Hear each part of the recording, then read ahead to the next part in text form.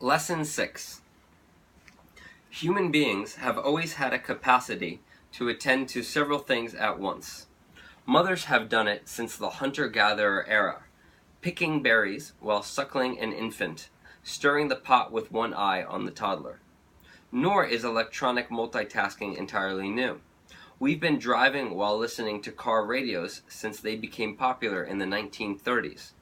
But there is no doubt that the phenomenon has reached a kind of warp speed in the era of web-enabled computers, when it has become routine to conduct 6 IM conversations, watch American Idol on TV, and Google the names of last season's finalists all at once.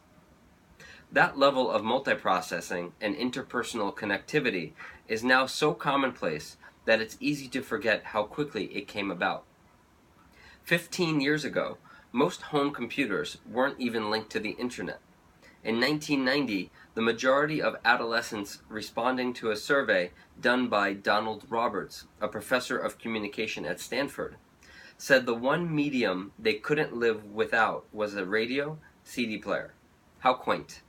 In the 2004 follow-up, the computer won hands down.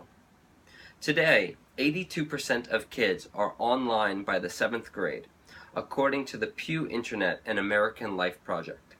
And what they love about the computer, of course, is that it offers the radio CD thing so much more. Games, movies, email, IM, Google, MySpace. The big finding of a 2005 survey of American ages 8 to 18 by the Kaiser Family Foundation, co-authored by Roberts, is not that kids were spending a larger chunk of time using electronic media. What was holding steady at 6.5 hours a day, could it possibly get any bigger? But that they were packing more media exposure into that time, 8.5 hours worth, thanks to media multitasking, listening to iTunes, watching a DVD, and IMing friends all at the same time. Increasingly, the media-hungry members of Generation M, as Kaiser dubbed them, don't just sit down to watch a TV show with their friends or family. From a quarter to a third of them, according to a survey, say they simultaneously absorb some other medium most of the time, while watching TV, listening to music, using the computer, or even reading. Parents have watched this phenomenon unfold with a mixture of awe and concern. The Coxes, for instance, are bowled over by their children's technical prowess. Piers repairs the family computers and DVD player.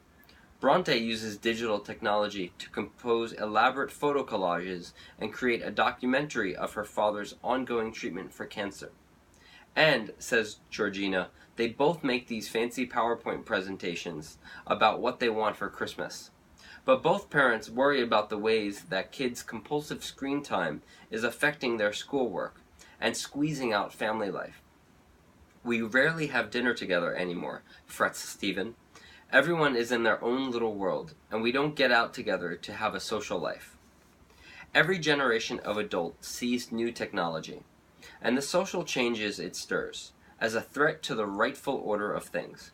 Plato warned, correctly, that reading would be the downfall of oral tradition and memory, and every generation of teenagers embraces the freedoms and possibilities wrought by technology in ways that shock the elders. Just think about what the automobile did for dating. As for multitasking devices, social scientists and educators are just beginning to assess their impact, but the researchers already have some strong opinions.